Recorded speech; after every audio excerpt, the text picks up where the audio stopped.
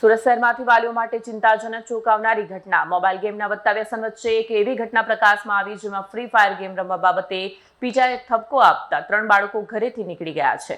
મળતી માહિતી મુજબ ઘટના સુરત શહેરના ચોક બજાર પોલીસ સ્ટેશન વિસ્તાર હેઠળ આવેલા વેડ રોડ વિસ્તારમાં બની છે.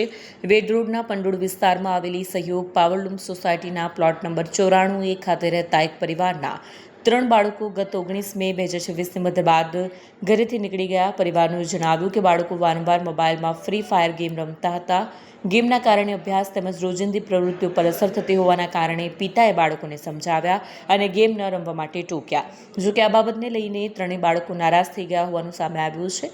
ઘરેથી નીકળી ગયેલા બાળકોમાં 14 વર્ષીય ધર્મેશકુમાર, 11 વર્ષીય અવધેશ અને 9 વર્ષીય પિંકીનો સમાવેશ છે. 3 ભાઈ બહેન 19 મેની રાત્રે અંદાજે 1:30 વાગ્યાથી સવારે 5:30 વાગ્યા દરમિયાન કોઈને જાણ કર્યા વગર ઘરેથી નીકળી ગયા હતા.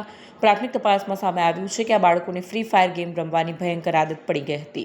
પિતાએ ઓનલાઈન ગેમિંગના દૂષણથી બાળકોને બચાવવા માટે મોબાઈલ ફોન સિમ કાર્ડ કાઢી ફોન કબાટમાં સંતાડી દીધો હતો. જે વાત બાળકોને એટલી હદે લાગી આવી કે તેઓ ઘર છોડીને ભાગી ગયા, જેનો હજુ સુધી કોઈ પત્તો લાગ્યો નથી. ત્યારે આ કિસ્સો માતા પિતા માટે લાલબત્તી સમાન છે. બ્યુરો રિપોર્ટ, સત્ય ટીવી ન્યૂઝ, સુરત.